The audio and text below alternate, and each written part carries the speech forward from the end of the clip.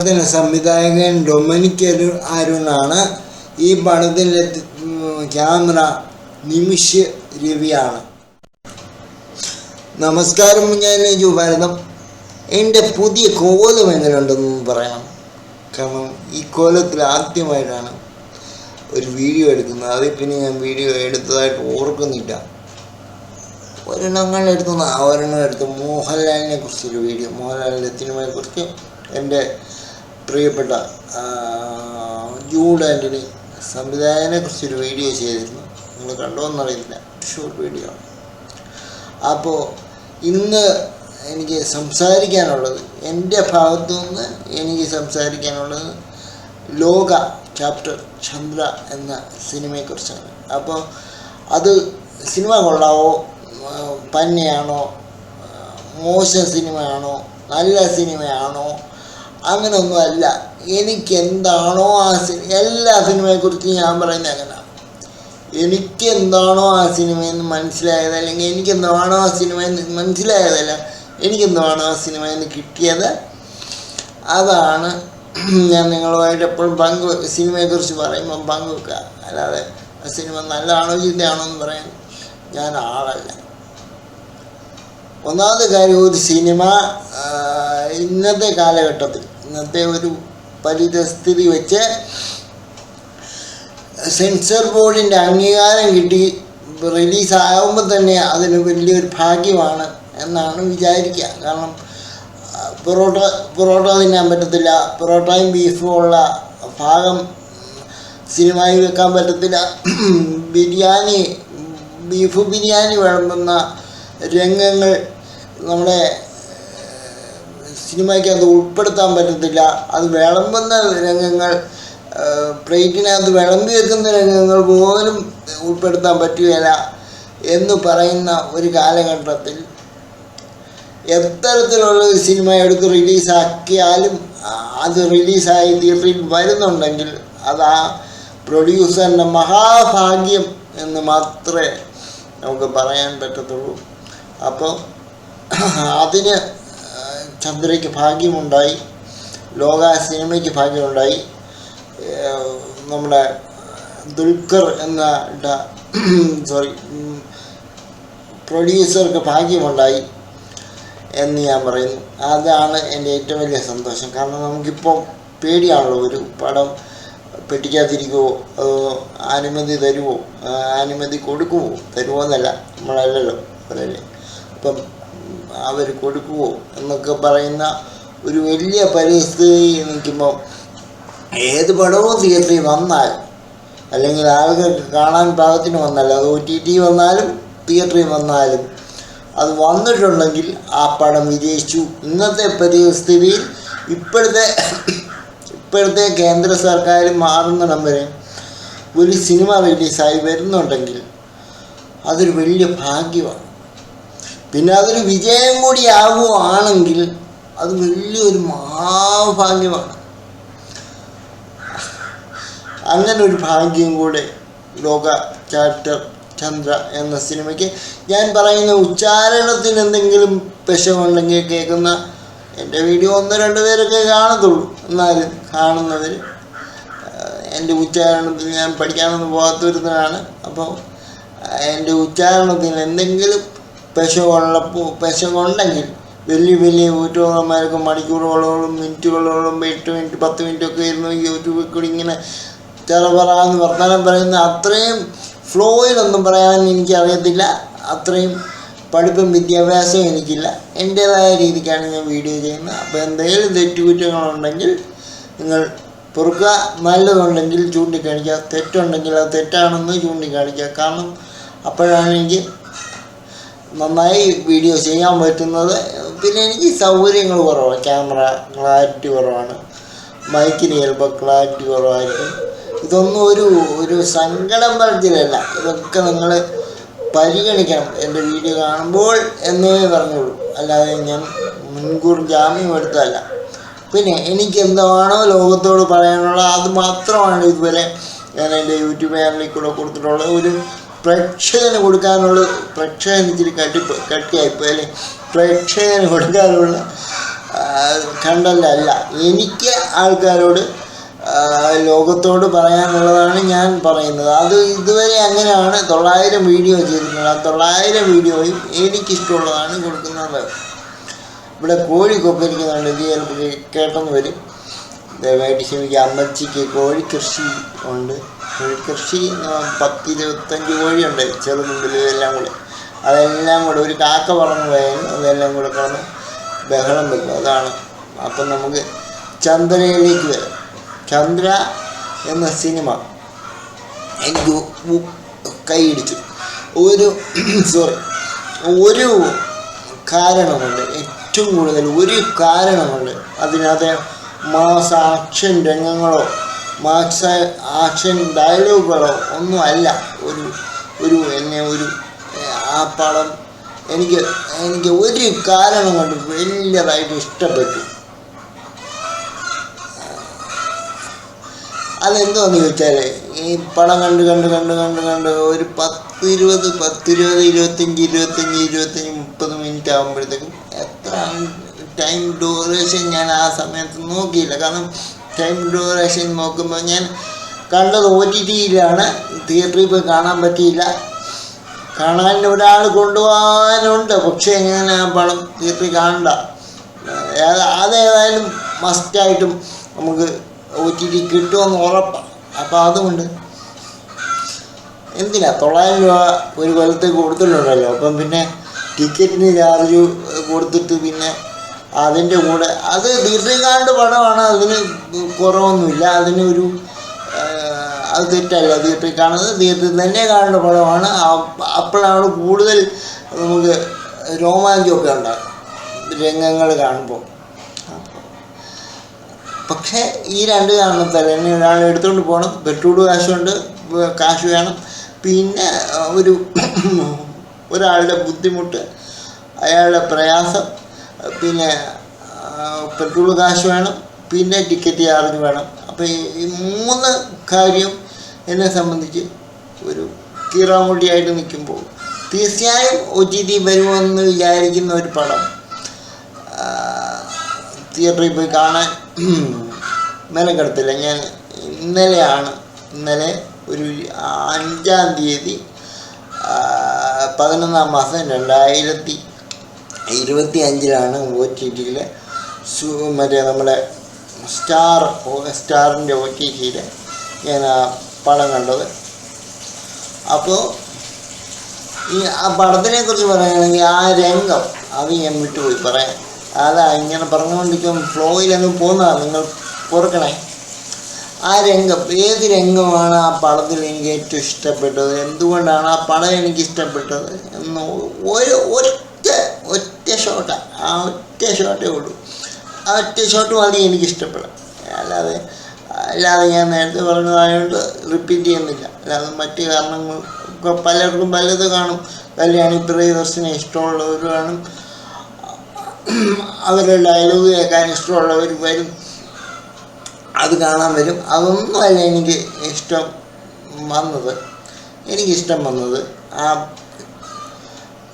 ചന്ദ്ര എന്ന കഥാപാത്രം ഇങ്ങനെ ജോലി കഴിഞ്ഞ് നടന്നു വരുമ്പോൾ കാർ പാർക്കിങ്ങിൻ്റെ അവിടെ ആണെന്ന് തോന്നുന്നു ഒരു പെൺകുട്ടിയെ തടഞ്ഞു നിർത്തിയിട്ട് ഒരാൾ പ്രപ്പോസ് ചെയ്യുമ്പോൾ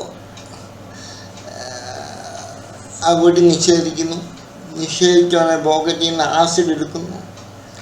നിൻ്റെ മുഖത്ത് നീ എന്നെ, ഞാൻ പറഞ്ഞത് അല്ലെങ്കിൽ നീ എന്നെ സ്വയം ഒരു കൂട്ടുകാരനായിട്ട് കൂട്ടിയില്ലെങ്കിൽ നിൻ്റെ മുഖത്ത് ഞാൻ മാത്രം നിൻ്റെ സൗന്ദര്യം കണ്ടാൽ മതി, വേറെ ആരും കാണണ്ട, നിൻ്റെ മുഖത്ത് ഇപ്പം ആസിഡ് ഒഴിക്കും എന്ന് പറഞ്ഞിട്ട് അയാൾ വന്ന് ആസിഡ് ഒഴിക്കാൻ പോകും. പുറകിൽ ചന്ദ്ര പെട്ടെന്ന് വന്നിട്ട് അപ്പോൾ മാറി എന്ന് പറയുന്നുണ്ട്. ചന്ദ്ര മാറുന്നില്ല, അവൻ പിടിച്ചു മാറ്റാൻ നോക്കുന്നുണ്ട്, മാറുന്നില്ല. അപ്പോൾ അവൻ പിന്നെ ആസിഡ് ഏതായാലും എടുത്തല്ലോ. ആസിഡ് അവളെ മുഖത്തോട്ട് ഒഴിക്കാൻ വേണ്ടി പോയപ്പോൾ ചന്ദ്ര കൈയെ കൽപ്പിക്കുകയും ചന്ദ്രയുടെ കൈ കൊള്ളുന്നു. ചന്ദ്ര അവനെ ഇടിച്ചൊതുക്കി ഒരു പരുവത്തിലാക്കി. അവൻ പലപ്പോഴും പ്രതിരോധിക്കാൻ പറ്റുന്നുണ്ടെങ്കിലും ചന്ദ്രയുടെ ശക്തി കൊണ്ട് അവനത് സാധ്യമല്ലായിരുന്നു. അപ്പോൾ ആ പെൺകുട്ടിയെ രക്ഷപ്പെടുത്തിയ ആ ഒറ്റ ഷോട്ട് എനിക്ക് അതാരും ഇതുവരെ സത്യം പറഞ്ഞാൽ ഒരു ഹിന്ദി പടത്തിലെങ്ങാണ്ട് ഞാൻ കണ്ടിട്ടുണ്ട്. അതൊരു കൊച്ചു കുട്ടിയുടെ അതും ചന്ദ്രയുടെ കുട്ടിക്കാലം കാണിക്കുന്ന പോലെ അത്രയും വലിപ്പം മാത്രമുള്ള അത്രയും ചെറിയൊരു പെൺകുട്ടി ഒരാൾ ആശ്രയിക്കാൻ പോകുമ്പോൾ ആ കുട്ടി കരാട്ട പഠിച്ചതാണ്. അപ്പോൾ അതുകൊണ്ട് അതിൽ നിന്ന് അയാളുടെ മുഖത്തേക്ക് തന്നെ ആ ആസിഡ് തിരിച്ചു മേടിച്ച് പിടിക്കുന്ന ഒരു രംഗം. ആ പടം പിന്നെ ഞാൻ കാണാൻ നോക്കിയിട്ട് ടി വിയിലൊന്നും കണ്ടുമില്ല. അത്രയും ഒരു ഷോട്ട് മാത്രമേ ആ പടത്തിനെക്കുറിച്ച് ആ ഹിന്ദി പടത്തിനെക്കുറിച്ച് എനിക്ക് ഉള്ളൂ.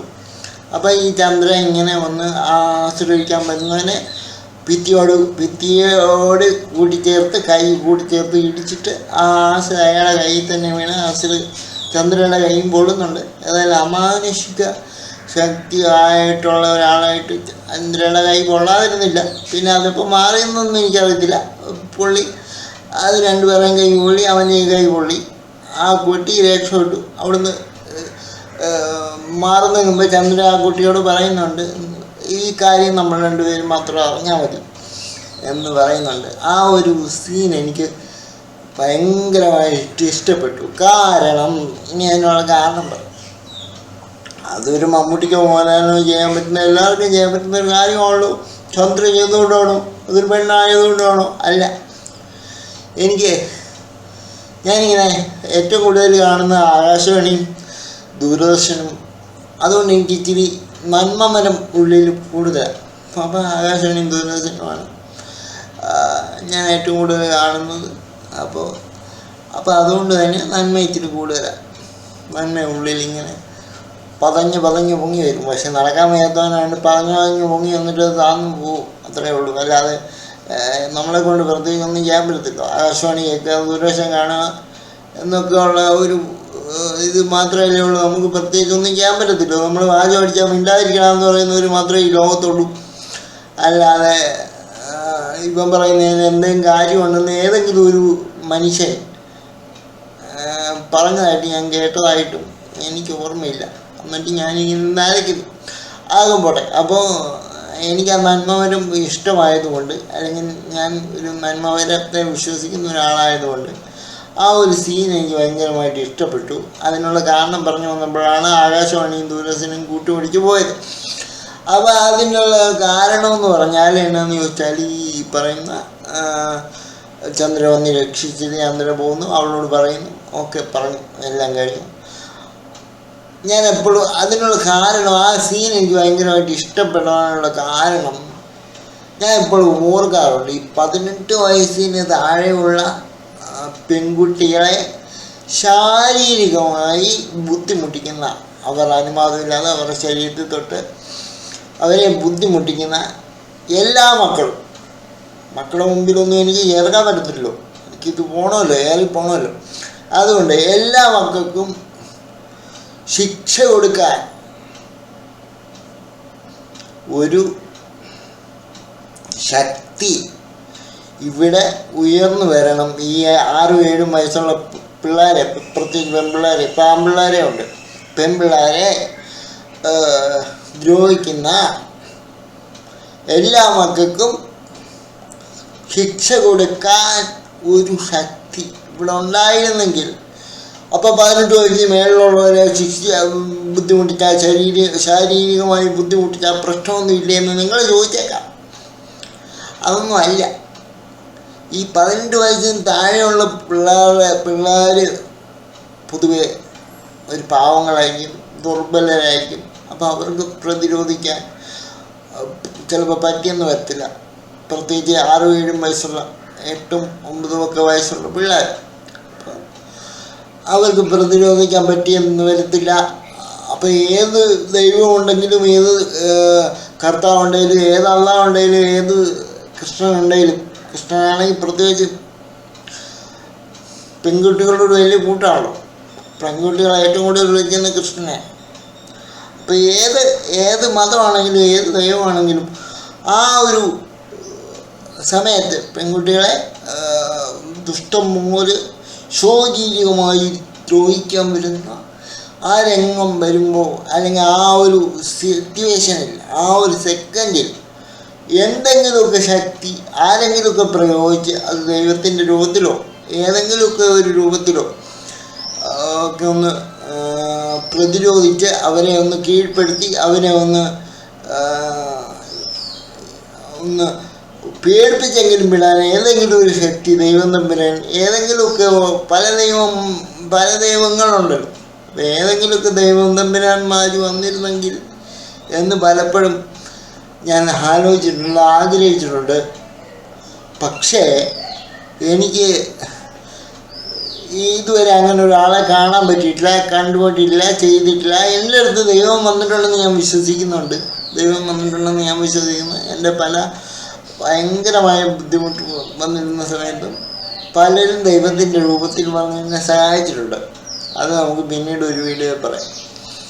അപ്പോൾ ദൈവം തമ്പുരാൻ ഏത് പേരിൽ വന്നാലും ആ സമയത്ത് പെൺകുട്ടികളെ ശാരീരികമായി ദ്രോഹിക്കുന്ന അല്ലെങ്കിൽ അവരുടെ തൃപ്തി അടയുന്നിടം വരെ ഉപയോഗിക്കുന്ന ആ സമയത്ത് ദയവ് ചെയ്ത് ഏതെങ്കിലും ഒരു ശക്തി വന്ന് അവന്മാരുടെ കർണത്തിനിട്ടൊന്നും പൊട്ടിക്കുകയും അവന്മാരെ അവിടെ ബോധം കെടുത്തി ഇടുകയും ചെയ്യാൻ ഏതെങ്കിലും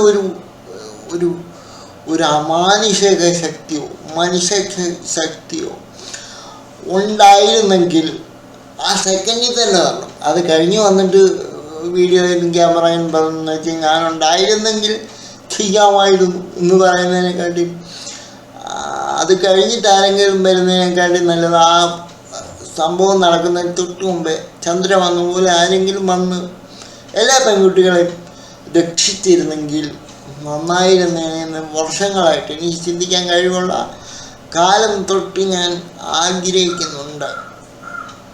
അപ്പം അതുകൊണ്ടാണ് എനിക്ക് ആ പടം ഭയങ്കരമായിട്ട് ഇഷ്ടപ്പെട്ടു. എനിക്ക് ആ സീൻ കണ്ടപ്പം സന്തോഷം കൊണ്ട് എണീറ്റ് ഓടാൻ വയ്യാത്ത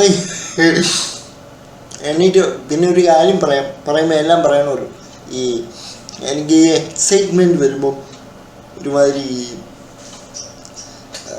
വൃത്തികെട്ട സൗണ്ട് വരും. ഒരുമാതിരി പറയുന്ന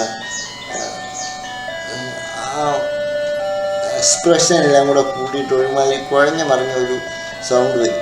അങ്ങനെ വരുമ്പോൾ ഞാൻ നിയന്ത്രിച്ചിട്ടേ പറയുന്നുള്ളൂ, അല്ലെങ്കിൽ നിങ്ങൾക്കൊന്നും മനസ്സിലാകത്തില്ല. എൻ്റെ ഏറ്റവും വലിയ കുഴപ്പമാണത്. ഈ ഭയങ്കരമായിട്ട് ആവേശം വരുമ്പോൾ ഭയങ്കരമായിട്ട് സന്തോഷം വരുമ്പോൾ അങ്ങനെ ഒരു സൗണ്ട് വരും. അപ്പം ഞാനത് നിയന്ത്രിച്ചിട്ടേ പറയത്തുള്ളൂ. അപ്പം ഇതൊക്കെ പോട്ടെ. ഇതിൻ്റെ ഇടയ്ക്ക് ഞാൻ ഒന്നുകൂടെ ഓർമ്മിപ്പിക്കുവാണ് എൻ്റെ പുതിയ കോലം എങ്ങനെയുണ്ട് എന്ന് പറയാൻ മറക്കരുത്. അത് നിങ്ങൾക്ക് യൂട്യൂബിൽ കൂടെയാണ് നിങ്ങളെന്നെ കാണുന്നതെങ്കിൽ യൂട്യൂബിലല്ലേ ഈ വീഡിയോ വരത്തുള്ളൂ. യൂട്യൂബിൽ കൂടെയാണ് കാണുന്നതെങ്കിൽ നെജു ഭാരതം എന്ന എൻ്റെ മറ്റേ ഇൻസ്റ്റഗ്രാം ഐഡിയിലും നെജു ഭാരതം എന്ന ഫേസ്ബുക്കിലും നിങ്ങൾക്ക് വന്ന് മെസ്സേജിൽ എൻ്റെ ഈ പുതിയ കോലം എങ്ങനെയുണ്ട് എന്ന് പറയാവുന്നതാണ്. അതിലൊരു വിരോധമില്ല. ആരെങ്കിലുമൊക്കെ പറയുന്നുണ്ടെങ്കിൽ അവർക്കൊക്കെ ഞാൻ മറുപടി അയക്കുന്നതാണ്. എനിക്ക് വലിയ ഇഷ്ടമാണ് വർത്തമാനം പറയാൻ. അതുകൊണ്ട് അപ്പം ചന്ദ്രനിലേക്ക് തിരിച്ചു വരാം. ഇടയ്ക്കിടയ്ക്ക് നമുക്കിങ്ങനെ വർത്തമാനം പറഞ്ഞുകൊണ്ട് പോവാം. അപ്പോൾ ഈ പറയുന്ന അങ്ങനൊരു സങ്കല്പം ആഗ്രഹം എൻ്റെ ഉള്ളിലുള്ളതുകൊണ്ട് ശരിക്കും അങ്ങനെ ഒരു ശക്തി, മനുഷ്യ ശക്തിയാണെങ്കിലും അല്ലെങ്കിൽ ഒരു അമാനുഷിക നമുക്ക് കാണാൻ വയ്യാത്ത ശക്തിയാണെങ്കിലും പെൺകുട്ടികളെ ശാരീരികമായി ദ്രോഹിക്കുമ്പോൾ വന്ന് രക്ഷിച്ചിരുന്നെങ്കിൽ എന്ന് ഞാൻ ഒത്തിരി ആഗ്രഹിച്ചിട്ടുണ്ട്. ഓക്കെ, അതൊന്ന്.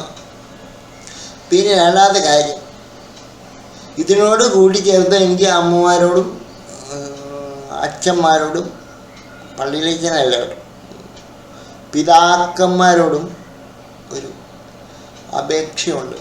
നിങ്ങളുടെ കുട്ടി 10, 13, 14 കുട്ടികളെ കുറച്ചുകൂടെ പ്രതിരോധിക്കാൻ പറ്റുമെന്ന് വിചാരിക്കുന്നു. ഈ 10, 12, 13 വയസ്സാകുമ്പോൾ അത് അധികം ആരോഗ്യ പ്രശ്നമൊന്നുമില്ലാത്ത പെൺകുട്ടികളാണെങ്കിൽ ദയവ് ചെയ്ത് മാതാപിതാക്കൾ ആദ്യം ചെയ്യേണ്ട ഒരു കാര്യം, ആ കാര്യമെന്ന് പറഞ്ഞാൽ ആ കുട്ടികളെ കൊണ്ടുപോയി കരാട്ടെ പഠിപ്പിക്കാനോ എൻ്റെ ഉച്ചാരണം ഞാൻ നേരത്തെ പറഞ്ഞു, അത് ഉച്ചാരണം തെറ്റുണ്ടെങ്കിൽ ക്ഷമിക്കാം.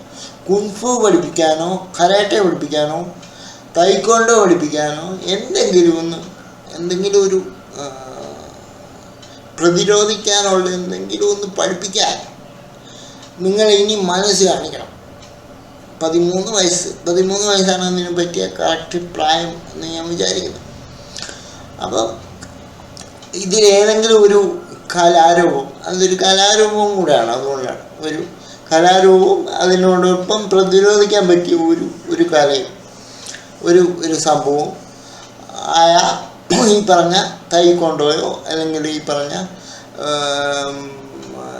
കുൻഫുവോ കരാട്ടയോ എന്തെങ്കിലും ഒന്ന് പഠിപ്പിക്കുകയാണെങ്കിൽ പെൺകുട്ടികളെ 13 വയസ്സ് വരെയുള്ള പെൺകുട്ടികളെ, അതിന് മേലോട്ടുള്ള പെൺകുട്ടികളെ നിങ്ങൾ ഒരു 6 മാസം ട്രെയിൻ ചെയ്യിക്കുകയാണെങ്കിൽ, അത് ഈ ബെൽറ്റ് ഒന്നും കിട്ടാൻ, ഈ ബ്ലാക്ക് ബെൽറ്റ് വൈറ്റ് ബെൽറ്റ് അതൊന്നും കിട്ടാനല്ല, അവർക്ക് സ്വയം ആത്മവിശ്വാസത്തോടെ ഏത് പാതിരായ്ക്കും നമ്മുടെ നാട്ടിൽ കൂടെ നടന്നു പോകാനും ഓടിപ്പോകാനും സന്തോഷിച്ച് റിലാക്സായിട്ട് പോകാനും ഉള്ളൊരു കാര്യമാണ് അവരെ അത് പഠിപ്പിക്കുക എന്നുള്ളത്. അതൊന്ന്. പിന്നെ രണ്ടാമത്തെ കാര്യം, അത് പഠിപ്പിക്കാനുള്ള ഗുണം, നാളെ നിങ്ങൾ എവിടെയെങ്കിലും കെട്ടിച്ചു വിട്ട് കഴിയുമ്പം അവർ സ്ത്രീധനത്തിൻ്റെ പേരിൽ അവർ വഴക്കുണ്ടാക്കുന്നു. അപ്പോൾ നിങ്ങളോട് വന്നിട്ട് ആ പിള്ളേർ പറയുന്നു എനിക്കവിടെ നിൽക്കാൻ വയ്യ, അപ്പം നിങ്ങൾ എന്നെ വന്ന് വീട്ടിലേക്ക് വിളിച്ചുകൊണ്ട് പോകും, അല്ലെങ്കിൽ നാളെ ഞാൻ വീട്ടിലേക്ക് വരാം എന്ന് പറയുമ്പോൾ നിങ്ങൾ പറയും വേണ്ട, നീ അവിടെ കുറച്ച് ദിവസം കൂടെ ക്ഷമിച്ച് നിൽക്കൂ എന്ന് പറയും. പക്ഷേ അന്നേക്ക് 3-ാം ദിവസം ചിലപ്പം ആ കുട്ടി ആത്മഹത്യ ചെയ്തെന്ന് വരാം. എന്നാൽ നീ പോരെ എന്ന് ധൈര്യമായിട്ട് അപ്പനും അമ്മയും പറഞ്ഞാൽ ഈ പിള്ളേർ അങ്ങനെ പോകത്തില്ല, മരിക്കത്തില്ല. അപ്പം അങ്ങനെ മരിക്കാൻ തോന്നുന്ന ഒരു പെൺകുട്ടിക്ക് അവർ തൈക്കൊണ്ടോയോ അല്ലെങ്കിൽ ഈ പറഞ്ഞ എന്തെങ്കിലും ഒരു കലാരൂപം പഠിച്ചിട്ടുണ്ടെങ്കിൽ, ഒരു എന്നാ പറയുന്നത്, നമ്മുടെ കരാട്ടയോ കുൻഫുവോ എന്തെങ്കിലുമൊക്കെ പഠിച്ചിട്ടുണ്ടെങ്കിൽ അവർക്ക് ആത്മഹത്യ ചെയ്യാൻ തോന്നത്തില്ല. അവർക്ക് സ്വയം ഒരു കോൺഫിഡൻറ്റ് വരും. അപ്പോൾ അവർക്ക് ആത്മഹത്യ ചെയ്യുന്നതിന് പകരം അവർക്ക് വീട്ടിൽ നിന്ന് ഇറങ്ങി പോകാനും അവർക്ക് എന്തെങ്കിലും ഒരു പ്രതിരോധം ചെയ്യാനുമാണ് ഈ കലാരൂപം എന്തെങ്കിലും പഠിച്ചവർക്ക് തോന്നുക. അപ്പോൾ അവർക്ക് ഒരിക്കലും ആത്മഹത്യ ചെയ്യാൻ തോന്നത്തില്ല. ഇത് നിങ്ങൾ അപ്പനും അമ്മയും ശ്രദ്ധിക്കുക. നിങ്ങളുടെ പിള്ളേരെ കെട്ടിക്കുന്നതിന് മുമ്പേ എന്തെങ്കിലും ഒരു കരാട്ടെ കുൻഫു എന്തെങ്കിലും ഒന്ന് പഠിപ്പിക്കുക. അത് പിന്നീടുള്ള അവരുടെ ജീവിതത്തിലും അവരുടെ വീട്ടിൽ എന്തെങ്കിലും പ്രശ്നം ഉണ്ടായാൽ അവർക്ക് ആത്മഹത്യ ചെയ്യാതിരിക്കാനും അവർക്ക് ആത്മഹത്യ ചെയ്യാൻ തോന്നത്തില്ല എന്നുള്ളത് 99% സത്യമാണ്. കാരണം അവരത് പഠിക്കുന്നതിലൂടെ അവരുടെ ശാരീരികവും മാനസികമായിട്ടുള്ള വികാസം കുറച്ചുകൂടെ മെച്ചപ്പെടുകയും അവർക്ക് ചിന്തിച്ച് കാര്യങ്ങൾ മുന്നോട്ട് കൊണ്ടുപോകാനും പറ്റും. കാരണം ഈ പ്രതിരോധം പഠിപ്പിക്കുമ്പോൾ ആദ്യം പറയുന്നത് നിങ്ങളുടെ സ്വയരക്ഷയ്ക്കല്ലാതെ ഇത് ഉപയോഗിക്കരുത് എന്നാണ് പറയുന്നത്. അപ്പോൾ അതുകൊണ്ട് അവരൊരിക്കലും മറ്റൊരാളെ ദ്രോഹിക്കാൻ ഇത് ഉപയോഗിക്കത്തില്ല, അവർക്ക് മരിക്കാനൊട്ട് തോന്നത്തില്ല. പിന്നെ ഞാൻ പറയുന്നത് ഈ പറയുന്നത് നെജുവാണല്ലോ പറയുന്നത്, പൊട്ടത്തരാണല്ലോ പറയുന്നതെന്ന് വിചാരിക്കുന്നവരുണ്ടെങ്കിൽ ഒന്നും അത് ചെയ്യാനും പറ്റത്തില്ല.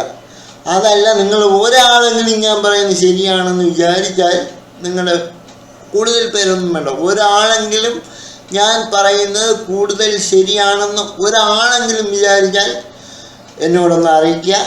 അങ്ങനെ വിചാരിക്കുന്നുണ്ടെങ്കിൽ, നിങ്ങൾക്കൊരു പെൺകുട്ടി ഉണ്ടെങ്കിൽ, നിങ്ങൾക്കൊരു മകളുണ്ടെങ്കിൽ, അല്ലെങ്കിൽ ഒന്നിൽ കൂടുതൽ പെൺപിള്ളേരുണ്ടെങ്കിൽ, നിങ്ങളുടെ കുടുംബങ്ങളിൽ ചേട്ടനോ അനിയനോ ആർക്കെങ്കിലുമൊക്കെ, അനിയന്മാർക്കോ ചേട്ടന്മാർക്കോ ഒക്കെ പെൺപിള്ളേരുണ്ടെങ്കിൽ അവരെ ഈ മനസ്സിൽ ഒരു നിമിഷം ആലോചിച്ചിട്ട് അവർക്ക് ഈ പ്രതിരോധത്തിന് വേണ്ടി ഇത് പഠിപ്പിക്കാൻ നീജു പറഞ്ഞല്ലോ, എത്രത്തോളം ശരിയാണെന്ന് നിങ്ങൾ സ്വയം ഒന്ന് ആലോചിച്ച് നോക്കൂ.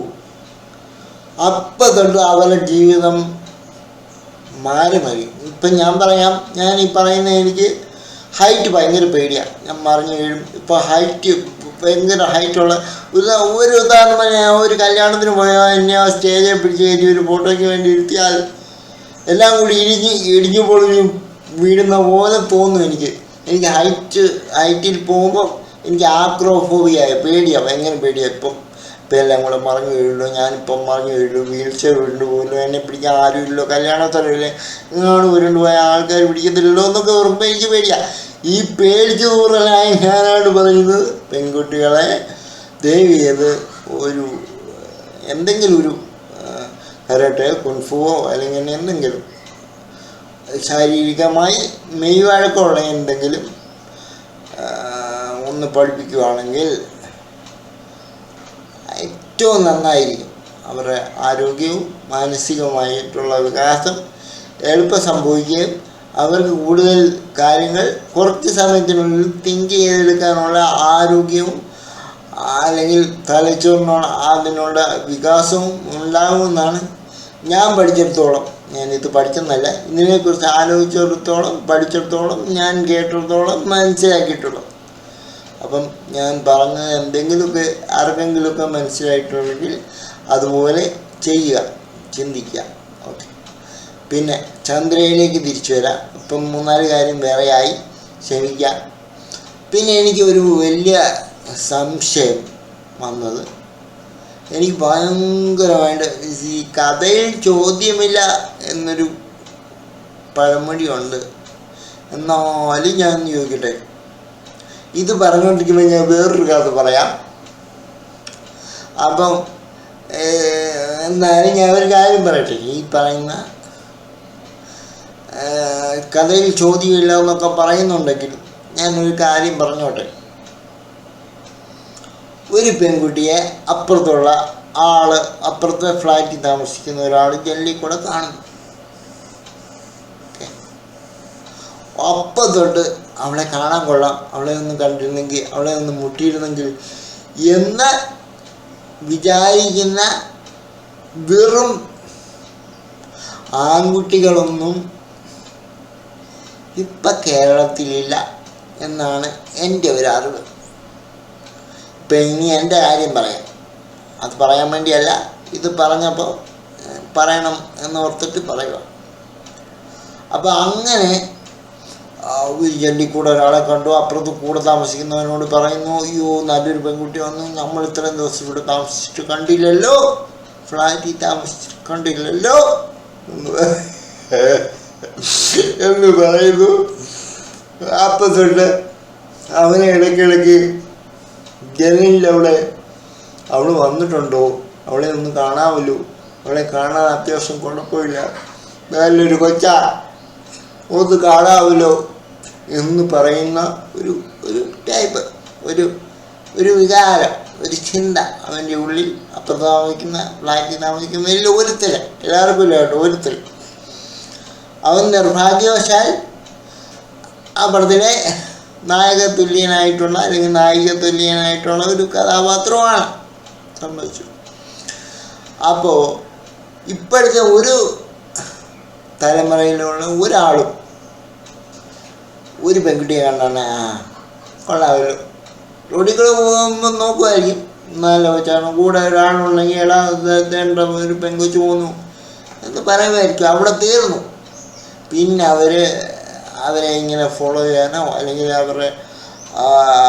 അവരെ പോയി കാണാൻ വേണ്ടി പിന്നെയും ആ ജനലിനകത്തൂടെ നോക്കുകയോ ഒന്നും ചെയ്യത്തില്ല എന്നാണ് എൻ്റെ ഒരു നിഗമനം. കാരണം ആ കാലമൊക്കെ കഴിഞ്ഞു.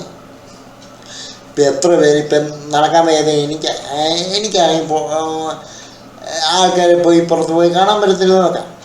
പക്ഷെ എത്ര മനുഷ്യന്മാരെ ഒരു ദിവസം ഈ നടക്കാൻ പറ്റുന്നവരും ജോലിക്ക് പോകുന്നവരുമായിട്ടുള്ള എത്ര പേര് പോയി പരിചയപ്പെടുന്നു, എത്ര പേരോട് മിണ്ടുന്നു, എത്ര പേര് തമ്മിൽ കൂട്ടിയിടിക്കുന്നു, എത്ര പേര് തമ്മിൽ കമ്പനി ആകുന്നു, എത്ര പേര് തമ്മിൽ പ്രേമിക്കുന്നു, എത്ര പേര് തമ്മിൽ ബ്രേക്കപ്പ് ആകുന്നു. ആ സമയത്ത് ജനലിൽ ഒരാൾ വരുന്നുണ്ടോ എന്നിങ്ങനെ നോക്കിയിരിക്കുക എന്ന് പറയുന്നത് ഒരിക്കലും സംഭവിക്കത്തില്ലെന്നാണ് എൻ്റെ ഒരു വിചാരം.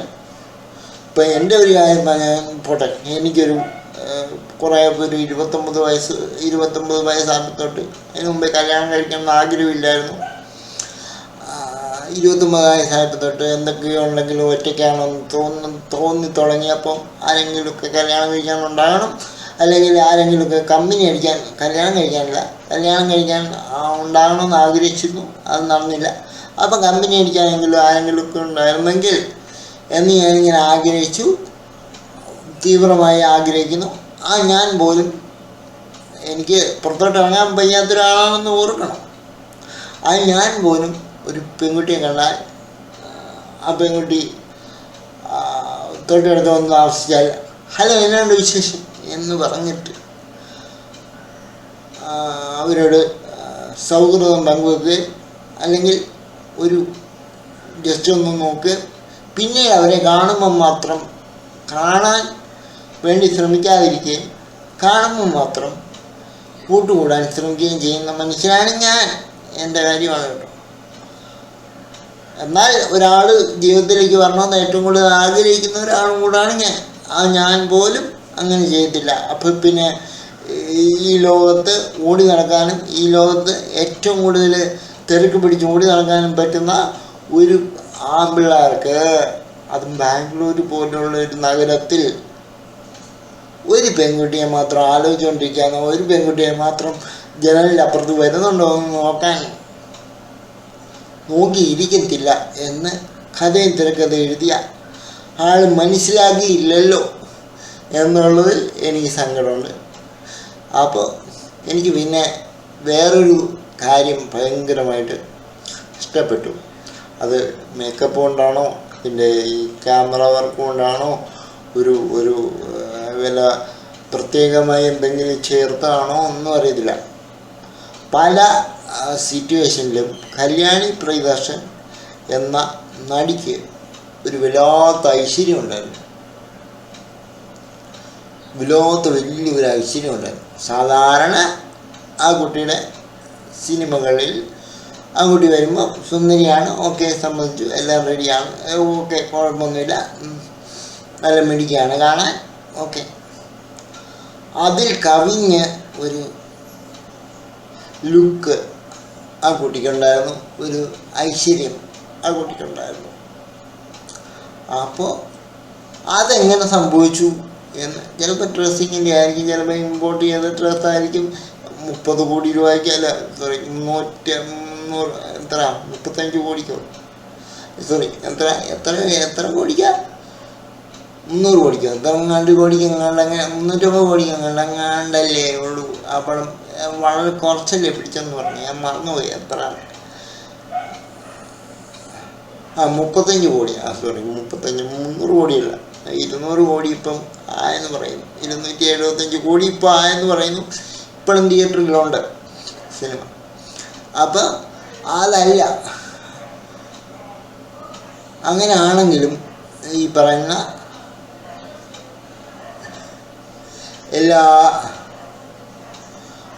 അപ്പോൾ അതിൻ്റെ ഒരു ആരാണ്ട് വിളിക്കുന്നവരെ കേട്ടോ. അപ്പോൾ അതുകൊണ്ടാണ് ആ ഫ്ലോ അങ്ങ് പോയത്. അപ്പോൾ അതിൽ എനിക്ക് ഭയങ്കര സന്തോഷമുണ്ട്.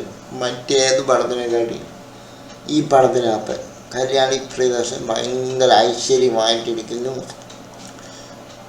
ഭയങ്കരമായിട്ട് സുന്ദരിയായിട്ടിരിക്കുന്നു എന്നെനിക്ക് പല സീനിലും തോന്നി.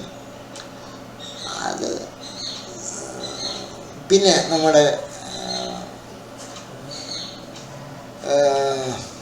എന്നാ പറയുന്നത്, ഡബ്ബിങ് ആർട്ടിസ്റ്റ് പാട്ടുകാരിയായ സൈനോര, ഞാൻ ആ പടം കണ്ടു തുടങ്ങിയപ്പോൾ ആനാമി എന്ന് പറഞ്ഞിട്ടൊരു പെൺകുട്ടിയാണ് ഇതുവരെ കല്യാണി പ്രിയദർശന് സൗണ്ട് കൊടുത്തുകൊണ്ടിരുന്നത്. ആനാമി 1-2 പടത്തിൽ, ഇപ്പം ബ്രൗഡാടിയാണെങ്കിലും പിന്നെ വേറെ 2-3 പടത്തിലൊക്കെ ആനാമിയാണ് ഈ കല്യാണി പ്രിയദർശന് സൗണ്ട് കൊടുത്തത്. പാട്ടുകാരിയും കൂടാണ് ആനാമി. അപ്പോൾ ആ സൗണ്ട് മാറിയിട്ട് പെട്ടെന്ന് സൈനോര എനിക്ക് ഭയങ്കര ബഹുമാനമാണ്, സ്നേഹമാണ്. അപ്പം ആ സൈനോര സൗണ്ട് എടുത്തപ്പോൾ ഇത് ചേരുമോ? പക്ഷെ പടം കണ്ടു കഴിഞ്ഞ് ഇച്ചിരി ഇങ്ങോട്ട് മുന്നോട്ട് വന്നു കഴിഞ്ഞപ്പോൾ ഈ സൗണ്ടല്ലാതെ സേനയിലെങ്കിൽ ഈ ഒരു കഥാപാത്രത്തിന് ചേരത്തില്ലല്ലോ എന്ന് എന്നെ കൊണ്ട് തന്നെ പറയിച്ചു ആ ഡബിങ് ആർട്ടിസ്റ്റും ആ സംവിധായകനും. അതൊരു വല്ലാത്ത കണ്ടെത്തലായിരുന്നു എന്ന് തന്നെ പറയും. പിന്നെ അടുത്തൊരു കാര്യം, എനിക്ക് ഏറ്റവും ഇഷ്ടപ്പെട്ട വേറൊരു സീനുണ്ട് ആ പടത്തിൽ. അവരിങ്ങനെ തീവ്രവാദിയാണോ അല്ലയോ, എല്ലാവരെയും ഇങ്ങനെ പിടിച്ച് കൊല്ലുകയും അല്ലെങ്കിൽ എല്ലാവരെയും ദ്രോഹിക്കുകയും ചെയ്യുന്ന ചന്ദ്ര തീവ്രവാദിയാണോ അല്ലെങ്കിൽ വേറെ എന്തെങ്കിലും അധോലോക റാക്കറ്റിൻ്റെ ഭാഗമാണോ എല്ലാം അറിയത്തില്ല എന്ന് പറഞ്ഞ് ഇരിക്കുന്ന സമയത്ത് വാർത്തയ്ക്കകത്ത് ഇങ്ങനെ കല്യാണി പ്രിയ അല്ല ചന്ദ്രയുടെയും കൂട്ടാളികളുടെയും വാർത്ത ഇങ്ങനെ പറയുമ്പോൾ ആ പറയുന്ന സമയത്ത് എനിക്ക് ഏറ്റവും അധികം സന്തോഷം വന്നത്, അവിടെ വേറെ ലൈറ്റൊന്നുമില്ല ഫോക്കസ് ചെയ്യാൻ. അപ്പോഴേക്കും കല്യാണി പ്രിയദർശൻ ചന്ദ്ര, എനിക്ക് കല്യാണിന്നെ വരത്തുള്ളൂ കേട്ടോ, ചന്ദ്ര ഇങ്ങനെ ആ വീഡിയോ എടുത്ത് ഇങ്ങനെ ഫോണിനകത്തോടെ ഇങ്ങനെ നോക്കുന്നുണ്ട്. അപ്പോൾ ഇച്ചിരി ലോങ്ങിലാണ്, ഈ ലോങ് വീഡിയോ കാണാൻ ഇച്ചിരി പാടാണ്, ഇച്ചിരി ക്ലോസ് വീഡിയോ കാണാൻ എനിക്ക് വിധിയുള്ളൂ. എനിക്ക് കണ്ണ് കാണാൻ വലിയ ബുദ്ധിമുട്ടായതുകൊണ്ട് എന്നിട്ട് ഞാനത് കണ്ടുപിടിച്ചു. ഈ കണ്ടുപിടിച്ചതെന്നാന്ന് ചോദിച്ചാൽ, ഈ വാർത്ത ഇങ്ങനെ വരുമ്പോൾ ചന്ദ്രയുടെ വാർത്ത ഇങ്ങനെ വരുമ്പോൾ ചന്ദ്ര ഇങ്ങനെ മൊബൈലിങ്ങനെ അടുപ്പിച്ച് പിടിച്ച് നോക്കുന്നുണ്ട്. അപ്പോൾ അവിടെ പ്രത്യേകിച്ച് ഫോക്കസ് ചെയ്യാൻ ലൈറ്റൊന്നുമില്ല. അപ്പോൾ ഈ ഫോണിലിട്ട് ഇങ്ങനെ ചന്ദ്ര ഇങ്ങനെ കുനിഞ്ഞ് നോക്കുന്നുണ്ട്. ആ വാർത്ത തന്നെയാണ് സൗണ്ടായിട്ട് കേൾക്കുന്നത്. അപ്പോൾ ഇങ്ങനെ നോക്കുന്ന സമയത്ത് ആ മൊബൈലിൻ്റെ വെട്ടം ചന്ദ്രയുടെ മുഖത്തോട്ടടിച്ചിട്ട് ചന്ദ്രയുടെ മുഖം ഇങ്ങനെ തിളങ്ങുന്നുണ്ട്.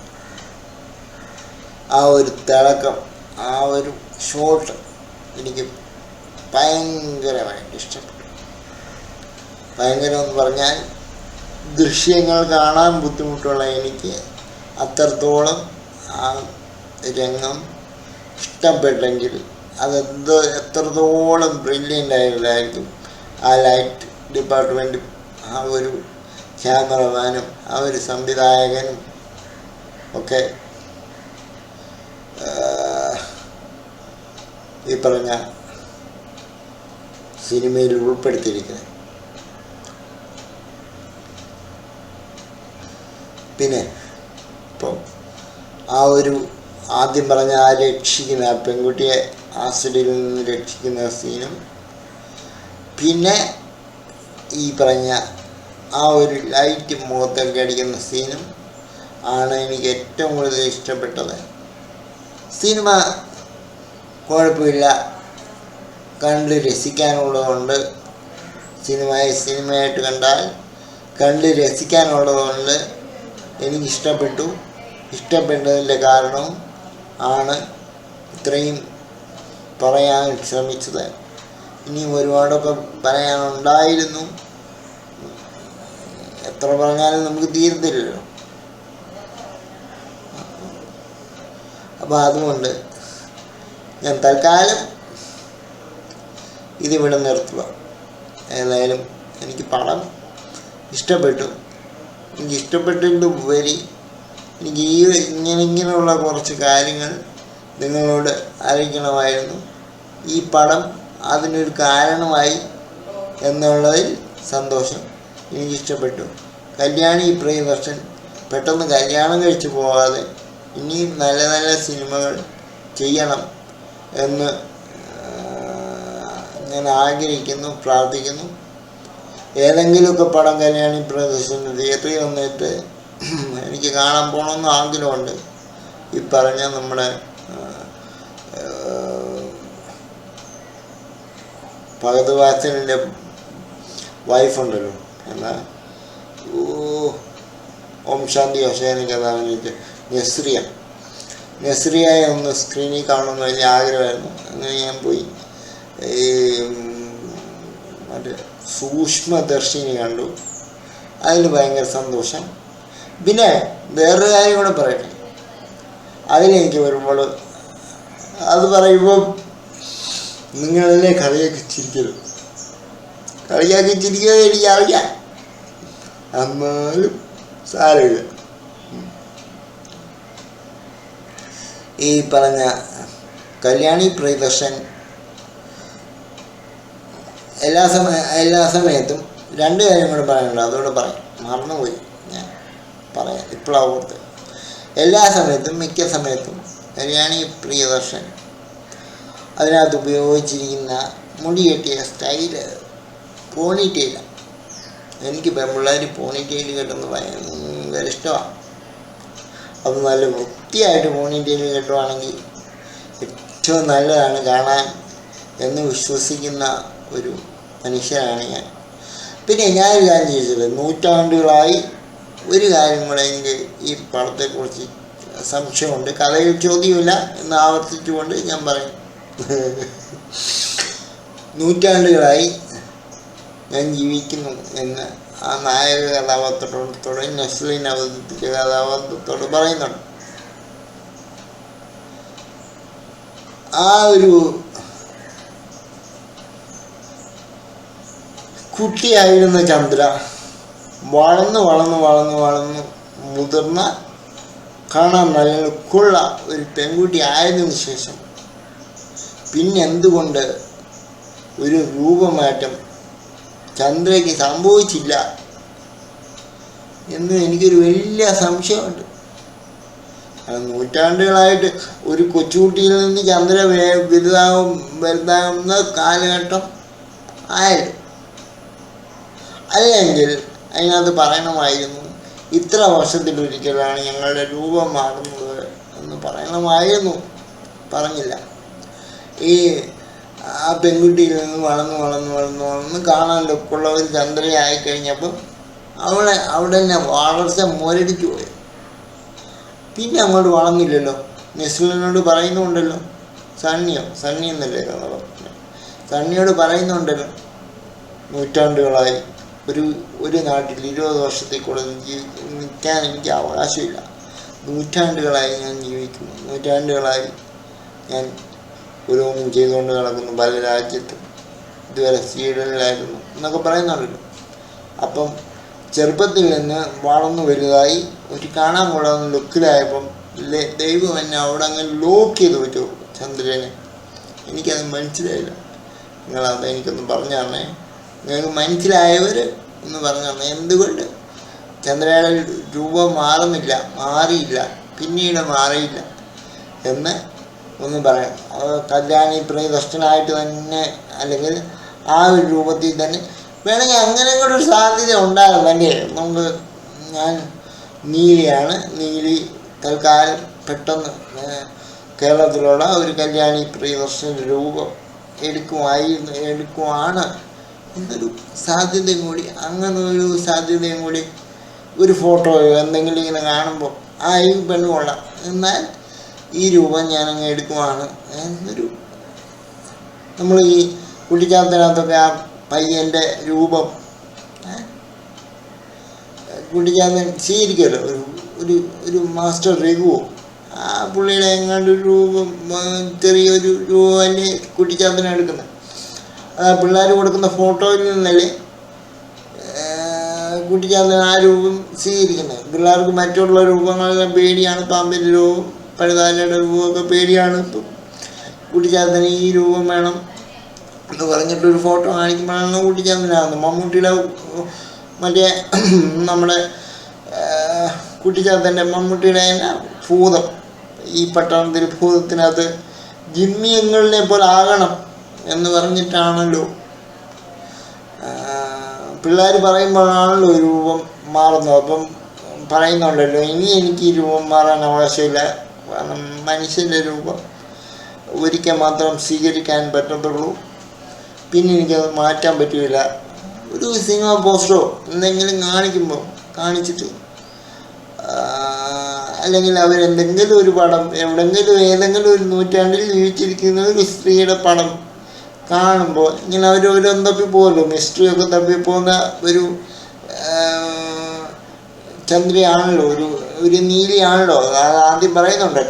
അപ്പോൾ അവരിങ്ങനെ ഫോട്ടോ മറിച്ചെല്ലാം നോക്കുമ്പോൾ അല്ലെങ്കിൽ എന്തെങ്കിലുമൊക്കെ ചെയ്യുന്ന സമയത്ത് വേറെ രൂപമായിരുന്നു. പെട്ടെന്ന് കല്യാണി പ്രിയദർശൻ്റെ രൂപം ഒരു ഫോട്ടോ ആയിട്ട് അവർക്ക് തോന്നിയിട്ട് ആ രൂപം സ്വീകരിക്കുന്നതെല്ലാം കാണിച്ചിരുന്നെങ്കിൽ ഈ 150 കൊല്ലം അല്ലെങ്കിൽ 200 കൊല്ലമായിട്ട് ജീവിക്കുന്ന അല്ലെങ്കിൽ നൂറ്റാണ്ടുകളായിട്ട് ജീവിക്കുന്ന ആൾ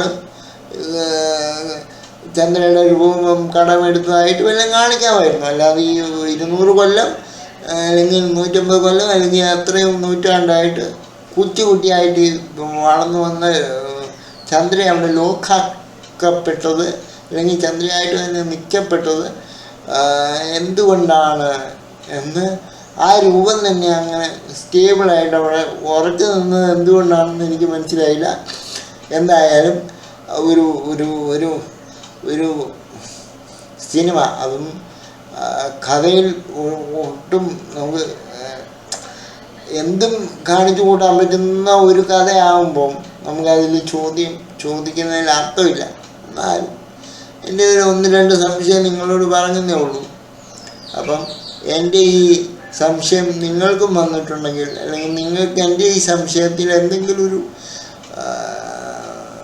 സംശയ നിവാരണത്തിനൊരു സാധ്യത ഉണ്ടെങ്കിൽ ദയവേത് നെജു ഭാരതം എന്ന ഇൻസ്റ്റഗ്രാമിലും നെജു ഭാരതം എന്ന ഫേസ്ബുക്കിലും മെസ്സേജ് എടുത്തിട്ട് ധൈര്യമായിട്ട് നിങ്ങൾക്ക് എനിക്ക് മെസ്സേജ് അയക്കാവുന്നതാണ്. അപ്പോൾ എനിക്ക് കൂടുതൽ സൗഹൃദങ്ങൾ കിട്ടും, വീട്ടിനകത്തിരിക്കുന്ന എനിക്ക് കൂടുതൽ സൗഹൃദങ്ങൾ കിട്ടും. അതെനിക്ക് ഭയങ്കര സന്തോഷമാണ്. അപ്പോൾ കല്യാണി പ്രിയദർശൻ ഒരുപാട് നല്ല പടങ്ങൾ ഇനിയും ചെയ്യട്ടെ. ഈ പടത്തിൻ്റെ സംവിധായകൻ തന്നെ നോർമലായിട്ട്, പടത്തിൻ്റെ സംവിധായകൻ്റെ പേര് ഞാൻ നോക്കിയില്ല, നമുക്ക് പിന്നെ നോക്കിയിട്ട് ഇതിൻ്റെ കൂടെ ചേർത്ത് വെക്കാമെന്ന് ഞാൻ നോക്കാം. അപ്പം ഈ പടത്തിൻ്റെ സംവിധായകനും നോർമലായിട്ടുള്ള നല്ല നല്ല മറ്റ് സിനിമകളും എടുക്കാൻ കഴിയട്ടെ എന്ന് പ്രാർത്ഥിച്ചുകൊണ്ട് ആശംസിച്ചുകൊണ്ട് തൽക്കാലം ഞാൻ നിർത്തുന്നു. ഈ പറഞ്ഞതൊക്കെ എൻ്റെ അഭിപ്രായമാണ്, എൻ്റെ അഭിപ്രായം മാത്രമാണ്. ഞാൻ പറഞ്ഞു ഇതൊരു നിരൂപണമല്ല. എനിക്കെന്താണോ സിനിമയിൽ നിന്ന് മനസ്സിലായത്, എനിക്കെന്താണോ സിനിമയിൽ നിന്ന് കിട്ടിയത് എന്ന് മാത്രമേ ഈ ഉള്ളവൻ നിങ്ങളോട് പറയാൻ ശ്രമിക്കുന്നുള്ളൂ എന്ന് പറയുന്നു. കാരണം കൂടുതലായിട്ട് പറയാൻ പൊതുബോധമുണ്ടെങ്കിലും വിദ്യാഭ്യാസമായിട്ട് ഞാൻ പുറകോട്ടാണ്. അപ്പോൾ എന്തെങ്കിലും ഒരു തെറ്റ് വർത്തമാനം എൻ്റെ വായിൽ നിന്ന് വന്നിട്ടുണ്ടെങ്കിൽ ദയവായിട്ട് ഭയങ്കരമായിട്ട് സാംസ്കാരികമായിട്ട് വളർച്ചയുണ്ടെന്ന് സ്വയം വിചാരിക്കുകയും വിശ്വസിക്കുകയും ചെയ്യുന്ന നിങ്ങൾ എന്നോട് ദയവായി ക്ഷമിക്കുക, വേറൊന്നുമില്ല. അപ്പം ഞാൻ ആദ്യം പറഞ്ഞ പോയിന്റുകൾ ശ്രദ്ധയോടെ കേൾക്കുക. എന്നിട്ട് നിങ്ങൾക്ക് എന്തെങ്കിലും ചെയ്യാൻ പറ്റുമെങ്കിൽ ചെയ്യുക, വേറൊന്നുമില്ല. സന്തോഷം. എത്ര നേരമായി വീഡിയോ എന്ന് എനിക്കറിയത്തില്ല, ഞാൻ സമയം നോക്കാൻ പോകുമ്പോൾ താമസിച്ച് പോകും. എന്നാൽ 40 മിനിറ്റോ ഇത്രയും നേരമൊക്കെ ഞാൻ വെറുതെ പറഞ്ഞു. പോട്ടെ, 43 മിനിറ്റായി. അവിടെ സന്തോഷം. 20 മിനിറ്റ് തീരുന്ന ദിവസം നമ്മൾ വേറെ കഥയൊക്കെ പറഞ്ഞു പോയപ്പം കണ്ടോ ഒരുമാതിരി ഒരു സൗണ്ട് വന്നു. അപ്പം വേറെയൊക്കെ കഥയൊക്കെ പറഞ്ഞു പോയപ്പം പറന്നു ചെല്ലാൻ പറ്റാത്ത കാടുകളിൽ എന്ന് പറഞ്ഞ് പറന്നു പോയപ്പം അങ്ങ് പറഞ്ഞു പോയതാ. ഒന്ന് പുറത്തേ ഇതിലൊരു 40 മിനിറ്റ് ഉള്ളതിൽ ഒരു 10 മിനിറ്റെങ്കിലും നിങ്ങൾ കാണും എന്ന് വിശ്വസിച്ചുകൊണ്ട്, നിങ്ങൾ എൻ്റെ കൂടെ കാണും എന്ന് പ്രതീക്ഷിച്ചുകൊണ്ട്, എന്തെങ്കിലും മറുപടി ഉണ്ടെങ്കിൽ, എന്തെങ്കിലുമൊക്കെ ഒരു അഭിപ്രായമുണ്ടെങ്കിൽ, എന്തെങ്കിലുമൊക്കെ ആശയങ്ങളുണ്ടെങ്കിൽ, എന്തെങ്കിലുമൊക്കെ ഞാൻ ചോദിച്ചതിൽ സംശയം എനിക്ക് പറഞ്ഞു തരാൻ, അതിൻ്റെ മറുപടി സിനിമയുടെ സംശയം നിങ്ങൾക്ക് തീർത്തു തരാനുണ്ടെങ്കിൽ നിങ്ങൾ എൻ്റെ നെജു ഭാരതം എന്ന ഇതേ പേരിലുള്ള ഫേസ്ബുക്കിലും ഇൻസ്റ്റഗ്രാമിലും ഒന്ന് എന്നെ ഫോളോ ചെയ്യണമെന്ന് പോലും നിർബന്ധമില്ല. നിങ്ങൾ ഈ മെസ്സേജ് അയച്ച് ഇതിനുള്ള മറുപടി എനിക്കൊന്ന് പറഞ്ഞു തരുവാണെങ്കിൽ, ഒരു വോയിസ് മെസ്സേജ് അയക്കുവാണെങ്കിൽ ടെക്സ്റ്റ് മെസ്സേജ് വായിച്ചെടുക്കാൻ ബുദ്ധിമുട്ടുള്ള, വായിച്ചോളാം, എന്നാലും വായിച്ചെടുക്കാൻ ബുദ്ധിമുട്ടുള്ള എനിക്ക് നിങ്ങൾ ഒരു വോയിസ് മെസ്സേജ് അയക്കുകയാണെങ്കിൽ വളരെ സന്തോഷമാകും. അപ്പോൾ എല്ലാവർക്കും നല്ലത് മാത്രം വരട്ടെ, ലോകത്തിനും. അപ്പോൾ ഈ പറഞ്ഞ പോലെ എല്ലാം നല്ലത് മാത്രം ചിന്തിക്കുക, അപ്പം നല്ലത് മാത്രം സംഭവിക്കും. ഞാൻ നിങ്ങളുടെ സ്വന്തം നിജു ഭാരതം.